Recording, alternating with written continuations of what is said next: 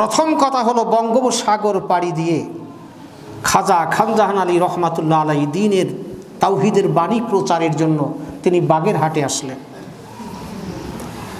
আচ্ছা বলেন তো, বঙ্গোপসাগর পাড়ি দেওয়ার জন্য কোনো সরকার কি যমুনা ব্রিজের মতন ব্রিজ বানিয়ে রাখছিল যে অমুক আসছে ব্রিজ বানিয়ে রাখি? কথা বলেন না কেন? পদ্মা সেতুটা বাঙালি জাতির জন্য নয়, ভারতের স্বার্থে। পদ্মা সেতুটা করা হয়েছে বাঙালি জাতির বৃহত্তম স্বার্থে নয়, বৃহত্তম ভারতের স্বার্থে করা হয়েছিল। আপনারা তদন্ত করে ইতিহাস দেখেন।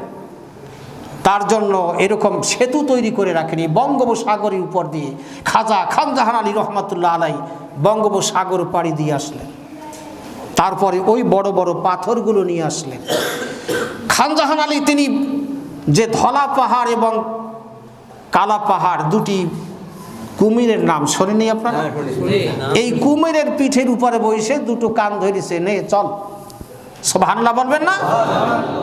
ট্রাই করে দেখেন, বিভিন্ন সময় তো বিভিন্ন জায়গায় যান, কুমিরের উপর পিঠের উপরে বসে দেখেন আপনাকে চড়িয়ে নিয়ে যায় কিনা। কুমিরের পিঠের উপরে বসলেন, নে আমি এই বঙ্গোপসাগর পাড়ি দিব, আমি বাগেরহাটে আমার গন্তব্য, আমি সেখানে যাব।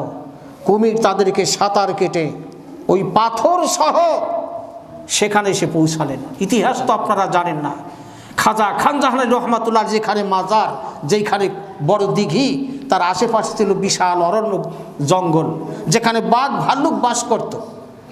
আপনাদের এলাকায় বাস করতো এক সময়, কথা বলেন যারা মুরব্বী আছেন, বাঘ ভাল্লুক বাস করত।